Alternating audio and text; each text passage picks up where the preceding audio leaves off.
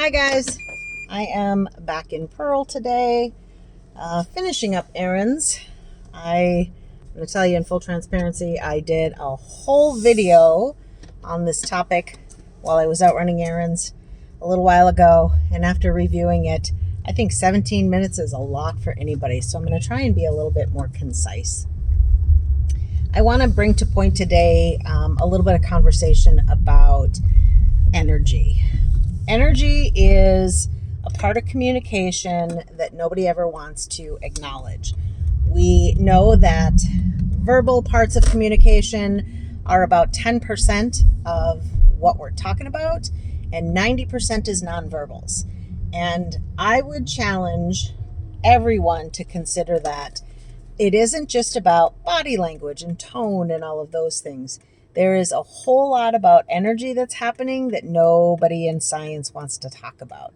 But we know it. We recognize it because we know what it feels like when we walk into a room and somebody is really hot, heated, not doing well, feeling a way that makes us uncomfortable because it is so intense, right? Intensity of energy is another part of this piece.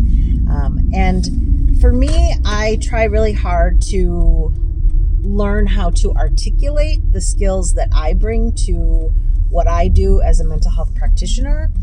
And one of the things that I've been able to do since I was about 5 years old, and when I say being able to do it, I mean effectively being able to do this, is I have been able to help people co-regulate. Now, in true transparency, it's not always been positive. When I get intense, I know how to project that, and I know how to get other people to join me there. And so over the past few years, my goal has been to alter the paradigm of nonverbals by making sure when I am trying to help somebody co-regulate, I am going to a calm place. It's super helpful, and it is something that we don't think about a whole lot because usually when we feel that intensity of energy, we just want to escape it. We want to somehow run away from it, do those types of things because it's too much for any one of us to handle. I have news though.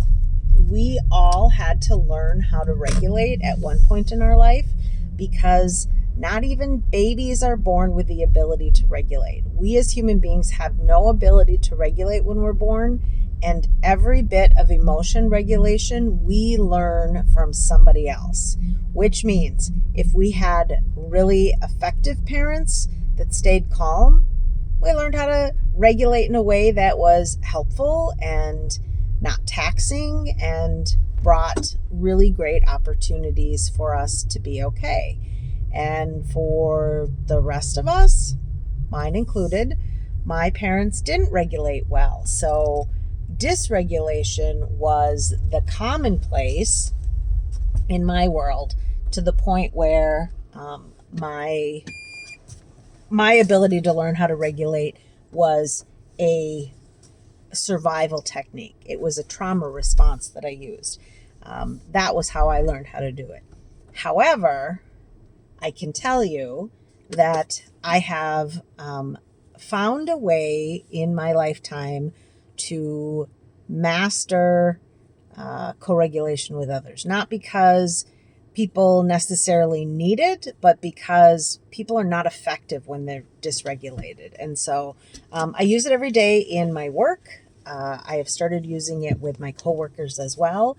And I just want to give you guys a little bit of insight into some real simple ways to help somebody else regulate when they are not doing a good job of it independently. I'll try to make this succinct and straightforward. So the first thing you need to do when you come across somebody who is very dysregulated is you need to decide if you have the capacity to help them.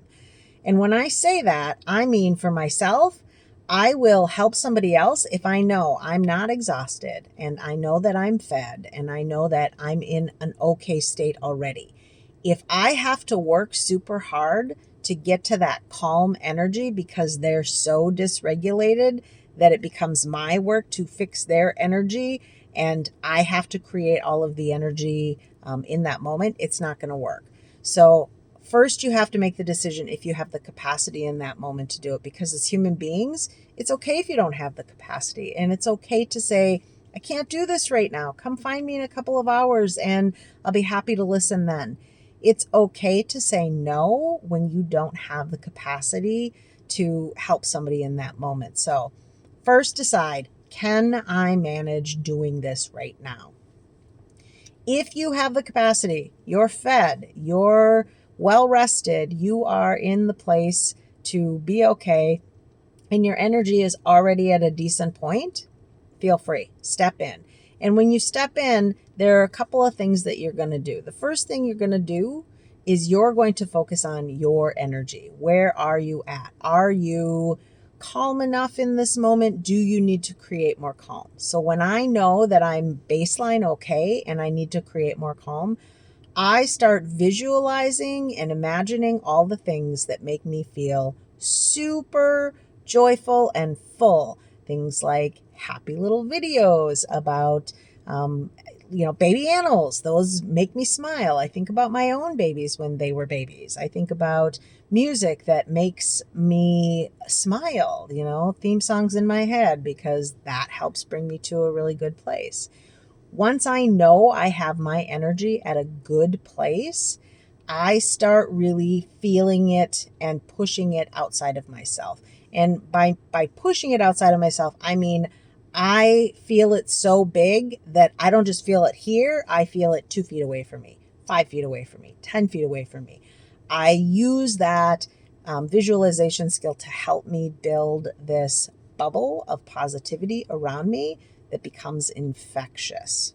Now, mind you, when somebody is dysregulated, they're not going to feel it right away. And it's okay if they don't feel it immediately. One of the things that I try to do in those moments is sit in that moment with them with my positive and calm energy, and I verbally validate where they are. When somebody is not in a good place, they want to tell you what's going on because they're trying to let off some of the steam, just like a teapot. It makes a ton of noise as soon as it boils, and when people are dysregulated, they are boiling. But the second you remove the heat, that teapot starts to quiet down, and the second somebody starts to identify how they're feeling, frustrated, angry, upset, sad, whatever it is, whatever language they choose to use, validate that. If they say, I'm pissed off, you absolutely step in and say, I totally understand. I would be pissed off too, right?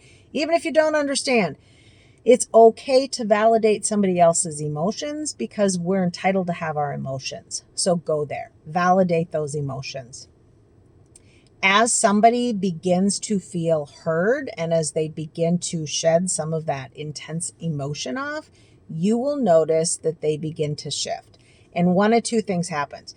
If you're not joining them in their dysregulation, they're looking to regulate, and they will join you in your regulation, which means they will begin to calm down. You'll begin to see it in their face. You begin to hear it in their tone.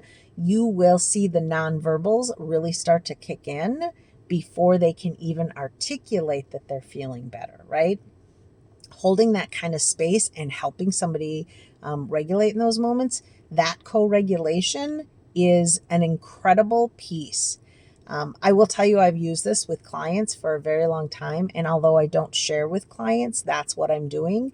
I have learned, as I said, how to do this with colleagues and with other people in my life. And once the incident is over and they're calm again, I will share with them exactly what I was doing within my own energetic space, offering them the understanding that it wasn't just about, things, worked through really quick. Like there was an active participant in that. And I'm amazed at how much they want to learn how to do it themselves. And so it's really an effective tool. The more you practice it, the better you get at it. If you don't have people in your life right now that you can practice this with, or you don't want to start there, start with your pets. Oh my goodness, your pets will absolutely show you if it's working or not. My grand puppy is is great for that. When he gets dysregulated, if I stay calm and I just sit with him and give him all that love and unconditional positive regard, what ends up happening is he calms down real fast. And animals are really a great way to practice this skill. So start there if that's what makes sense to you. There are lots of little things that you can do to develop this practice. Practice on your own calm. Find that lovely balance of calm where you can make a decision to do your thing by, I don't know, listen to music. And when something comes on that makes you just feel really full, lean into that. See if you can build that. The more you practice regulating your own energy when nothing is happening around you, the better you are in the moment to be able to deploy that method because you have had the time to practice it. So practice it. Other things that you can do that can be really helpful is talk with your family. Sometimes when we get dysregulated, we don't know that we're dysregulated. And so let your family know that you're working on trying to improve your own calm regulation skills and have them red flag you when you are getting dysregulated. If they feel that you're getting dysregulated, give them permission to tell you that, because that in and of itself will help you understand where your extremes are so that you know how to pull them back in. And I'm not saying that you'll never get dysregulated again, but it will be shorter as you practice this type of work, and it will be easier to get beyond it, right? It'll be easier for you to be able to step up and say, okay, I'm okay. I needed 5 minutes and now I'm okay, right? And so this development it's the thing that can make a difference for lots of other people, but it makes a huge difference in your own life too. It's a great tool to use in interviews. It's a great tool to use at work. It's a great tool to use in traffic because we know everybody in traffic is just lovely and easy to deal with some days. But just little insights. I hope this information is helpful. I'm sorry this isn't much shorter. This is still 12 minutes long. But in the meantime, keep working on your self-care. I'm going to do the same thing. Got my face out in the sun today. I hope that you guys all do the same. Please like and subscribe if you found any of this information helpful. It goes a long ways. It helps me in my own journey as I continue to roll out the things that are hopefully in my future. And I just appreciate it. I continue to work on developing some more skills around videoing and editing. And if I don't get back to you quick enough in the comments, please just know I am busy, and I feel your positivity, and I so appreciate it. I can't tell you how much I appreciate it. It's a small community. I'm excited as it grows, and I thank you so much for being here and checking in. Go make it a great day. I'm going to do the same.